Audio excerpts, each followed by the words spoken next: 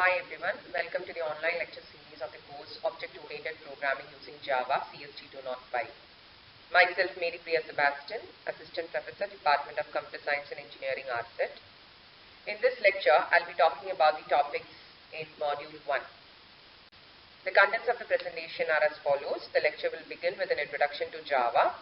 The topics like Java Programming Environment, Java Development Kit, Java Runtime Environment, Java Development Platforms, Java Virtual Machine, Java Compiler and Java Bytecodes will be discussed in detail in this lecture. So what is Java? Java is an object-oriented language which gives a clear structure to programs and allows codes to be reused, lowering the development cost. It is important to know that more than 3 billion devices run Java. It is used for various applications like mobile applications, desktop applications, web servers, application servers for building games and database connectivity. Java is one of the most popular programming language in the world, and it is easy to learn and simple to use. It is open source and free. It is secure, fast and powerful. It has a huge community, support 10 millions of developers, and Java works on different platforms like Windows, Mac, Linux, etc. Java shows close resemblance to C and C++. And therefore, it is easy for the programmers to switch to Java or vice versa. Much of the character of Java is inherited from these two languages. From C, Java derives its syntax, and many of the object-oriented features of Java were actually influenced by C++. Java was developed at Sun Microsystems in 1991. It was conceived by James Gosling, Patrick Norton, Chris Watt, Ed Frank, and Mike Sheridan. It took about 18 months to develop the first working version of Java. This language was initially called as Oak, but was renamed Java in 1995.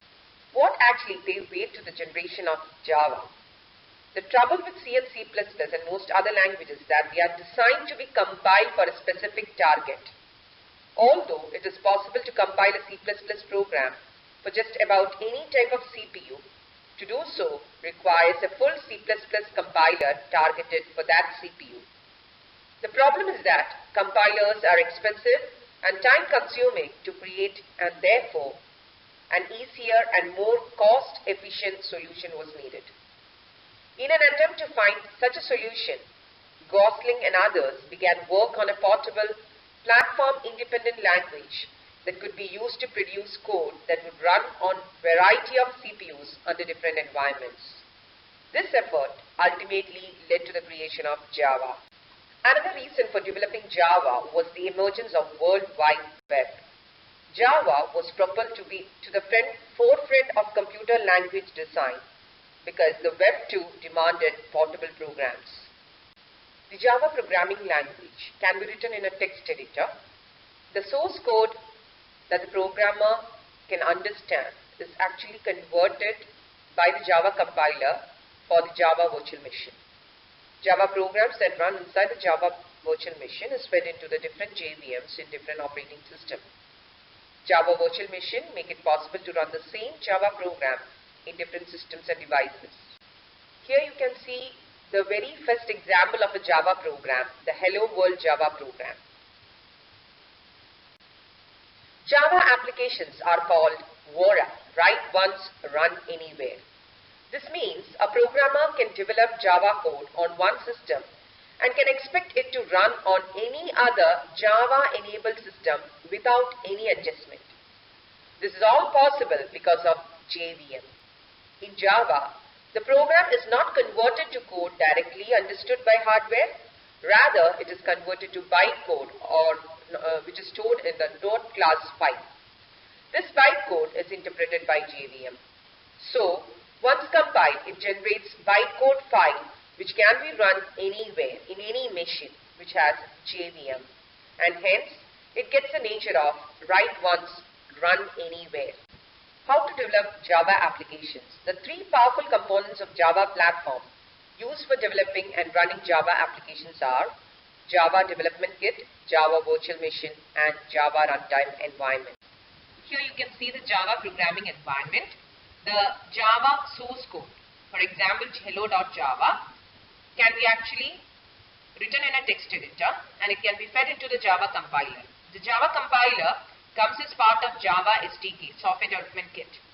The Java compiler compiles hello.java into hello.class file. Java program runs inside the Java virtual machine. So it is fed into the Java virtual machine, which comes as part of JRE, Java Runtime Environment. In Java Runtime Environment, along with JVM, you can see Java API. API means Application Programming Interfaces. So the program that is fed into Java virtual machine can be run on any operating system. Java virtual machine makes it possible to run the same Java program in different systems, and that's the advantage. Now let's see each component in detail. First, Java SDK. SDK stands for Software Development Kit. An SDK is a set of development tools that allow applications to be created for certain software packages of platforms. An SDK includes sample code and technical notes or other supporting documentation. SDKs comes for various languages. They provide a lot of APIs, application programming interfaces, that makes the programmers work easy. Now, what is JDK or Java Development Kit? The SDK for Java is called as JDK. JDK is the most widely used SDK and is an extension of SDK responsible for writing and running Java programs. JDK additionally contains the development tools necessary to create Java programs. The JDK therefore consists of a Java compiler, the Java virtual machine, and the Java class libraries. This diagram gives you an idea about JDK, JRE, and JVM and their connection. Java Development Kit is actually a combination of Java Runtime Environment and the development tools, whereas Java Runtime Environment is actually a combination of JVM and library classes. Now let's see what is Java Runtime Environment. Before moving into this, let's see what a runtime environment means. A runtime environment is a piece of software that is designed to run other software. The runtime environment for Java is known as Java Runtime Environment. The JRE creates a JVM and ensures dependencies are available to your Java programs. JRE contains the Java class libraries, the Java class loader, and Java virtual machine. The architecture of JRE is shown here. The class loader is responsible for correctly loading classes and connecting them with the core Java class libraries. The JVM is responsible for ensuring Java applications have the resources they need to run and perform well in your device or cloud environment. Now let's see what Java API means. Java comes with a library of classes that provides commonly used utility functions that most Java programs can't do without. This class library is called the Java API, and it is as much as a part of Java as the language itself. In fact, the real challenge of learning how to use Java is not learning the language, but learning its API. The Java language has only 50 keywords, but the Java API has several thousand classes with tens of thousands of methods you can use in your programs. Now let's have a look at Java development platforms. As you know, Java technology is both a programming language and a platform. A Java platform is a particular environment in which Java programming language applications run. There are several Java platforms: the Standard Edition, Enterprise Edition, Micro Edition, and Java FX. What are actually the components of Java development platform? All Java platform consists of Java Virtual Machine and an application programming interface. The Java Virtual Machine is a program for particular hardware and software platform that runs Java technology applications. An API is a collection of software components that you can use to create other software components or applications. Now coming to the various Java development platforms. The first one, the Standard Edition. Java Platform Standard Edition, Java SE, is a computing platform for development and deployment of portable code for desktop and server environments. Java SE was formerly known as Java 2 Platform Standard Edition or J2SE. The platform uses Java programming language and is part of the Java software platform family. Java SE defines a range of general purpose APIs such as Java APIs for the Java class library and also includes the Java language specification and the Java virtual machine specification. Now the Enterprise Edition. Jakarta EE, formerly Java Enterprise Edition, Java EE, and Java 2 Platform Enterprise Edition, Java 2, J2EE, is a set of specifications extending Java SCA with specifications for enterprise features such as distributed computing and web services. Java EE Platform is built on top of Java SE Platform. Java EE Platform provides an API and runtime environment for developing and running large-scale, multi-tiered, scalable, reliable and secure network applications. Jakarta EE applications are run on reference runtimes that can be microservices or application servers which handle transactions, security, scalability, concurrency and management of the components it is deploying. Java ME platform provides an API and a small footprint virtual machine for running Java programming language applications on small devices like mobile phones. The API is a subset of Java SE API along with special class libraries useful for small device application development. Java ME applications are often clients of Java EE platform services. Now coming to JavaFX. JavaFX is a platform for creating rich internet applications using a lightweight user interface API.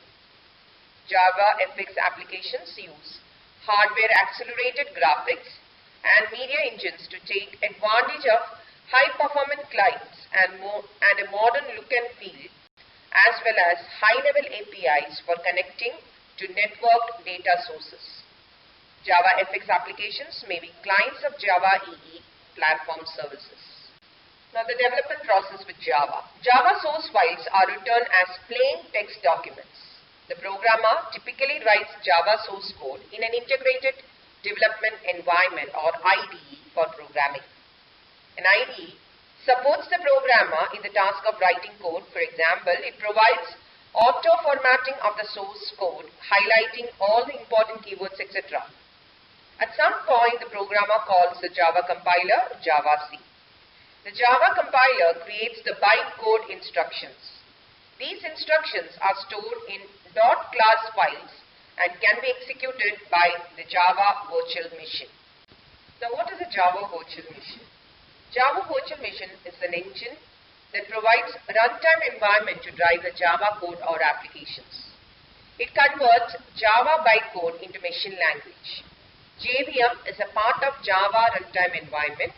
In other programming languages, the compiler produces machine code for a particular system.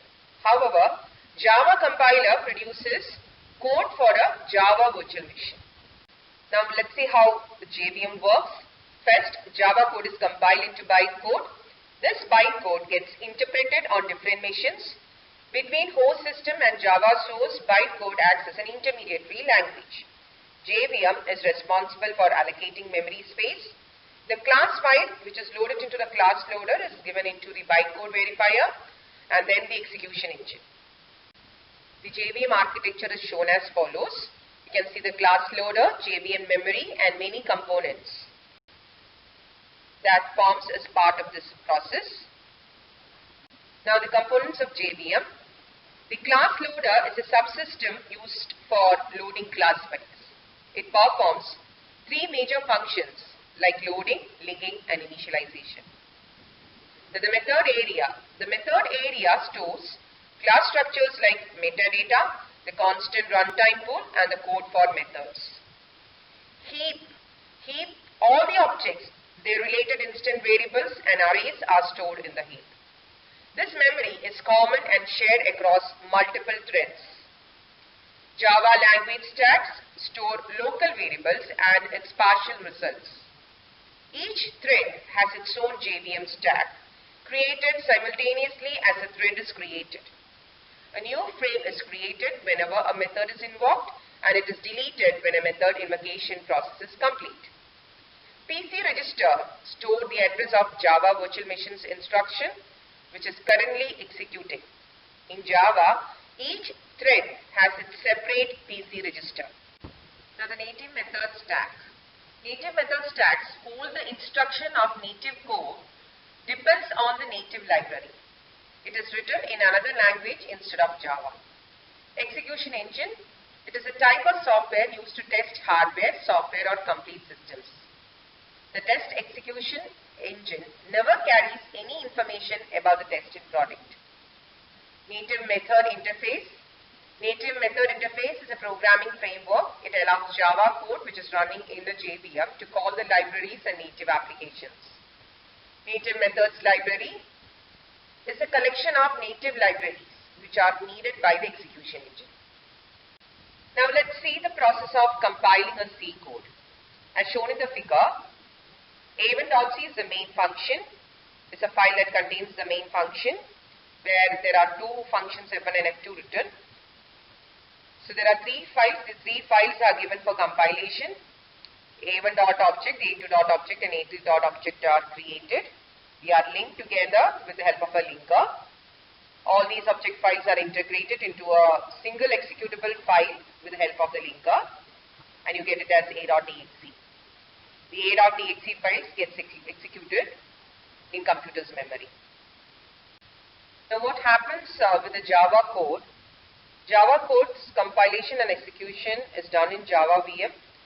A1.java, A2.java and A3.java are the three files where you have the different functions and the main functions kept.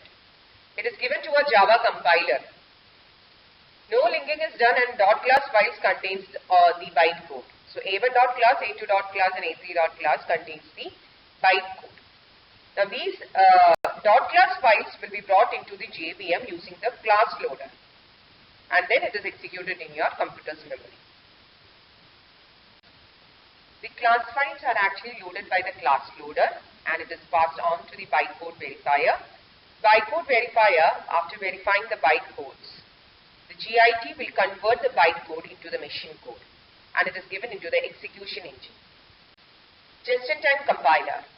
Just-in-time compiler is a part of Java virtual machine that is used to speed up the execution time. JIT compiles parts of the bytecode that have similar functionality at the same time and hence reduces the amount of time needed for compilation. Here the term compiler actually refers to a translator from the instruction set of Java virtual machine to the instruction set of a specific CPU. Why is Java both interpreted and compiled language? As you all know, a compiler is a program which converts a program from one level of language to another. Example, conversion of C++ program into machine code. An interpreter is a program which converts a program at one level to another programming language at the same level. Example, conversion of Java program into C++. The Java compiler converts high-level Java code into bytecode, which is also known as the type of machine code. In Java, the just-in-time code generator converts the bytecode into the native machine code, which are at the same programming levels. Hence, Java is both compiled as well as interpreted language. Now, Java bytecode. Java bytecode is the language to which Java source is compiled and the virtual machines understands. Unlike compiled languages that have to be specifically compiled for each different type of computers, a Java program only needs to be converted to bytecode once, after which it can run on any platform for which a Java virtual machine exists. Bytecode is the compiled format for Java programs. Once a Java program has been converted to bytecode, it can be transferred across a network and executed by Java virtual machine. Bytecode files generally have a .class extension. It is not normally necessary for a Java programmer to know the bytecode, but it can be useful. Here you can see an example of a Java code and its corresponding bytecode. Why is Java a platform-independent language? The compiler converts source code, that is the .java file, to the bytecode .class file. JVM executes the bytecode produced by the compiler. This bytecode can run on any platform such as Windows, Linux, Mac OS, etc., which means a program that is compiled on Windows can run on Linux and vice versa. Each operating system has different JVM. However, the output they produce after execution of bytecode is same across all operating systems. That is why we call Java as platform-independent language. Why is Java slow? The two main reasons behind the slowness of Java are dynamic linking and runtime interpreter. Unlike C, linking is done at runtime every time the program is run in Java. The conversion of bytecode into the native machine code is done at runtime in Java, which further slows down the speed. With this, we come to the end of lecture 3. Thank you for listening.